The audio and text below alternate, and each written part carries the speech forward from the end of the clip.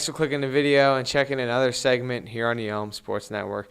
We're shooting a little men's soccer insider. This time we're with the assistant coach, Chris Koch. Chris, you graduated last year, from Washington College.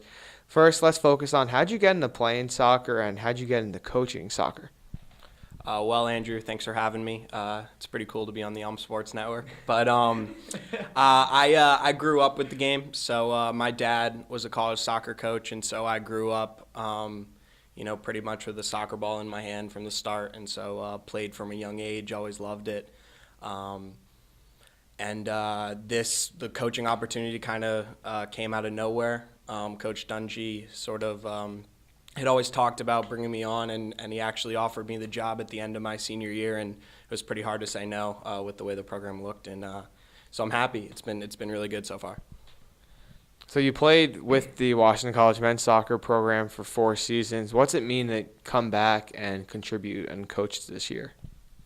It's special. I think that any coach that's had an opportunity to come and coach at their alma mater and give back to the program will tell you that that's one of the most special places that they can coach. And so for me, being a part of the success that led up to this season, and then also the big success that we've had this season has been really cool, and it's been awesome to be a part of. So. All right, let's focus on coaching now. What have you learned in your first season as an assistant coach?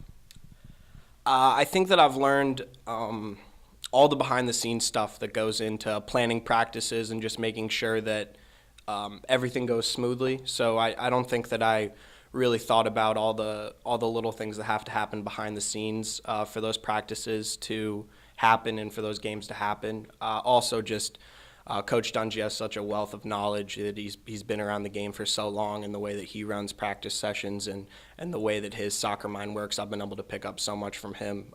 So I'm in a really great spot right now. So it's been a big learning curve, but I think I've adjusted pretty well. So it's been really good.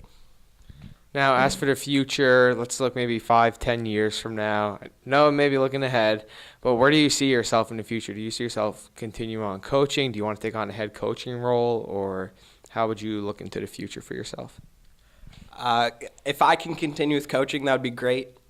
I think that I have no idea where things are going to go, whether it'll be moving up to higher, maybe Division I, being an assistant there would be maybe the next step.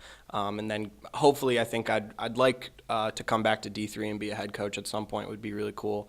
But if that doesn't work out, I've thought about teaching as well. So teaching and coaching at the high school level would be great. So we'll see where it goes. All right, Chris, thank you. Let's do a little Roy signature. I appreciate it. Thank you, Andrew.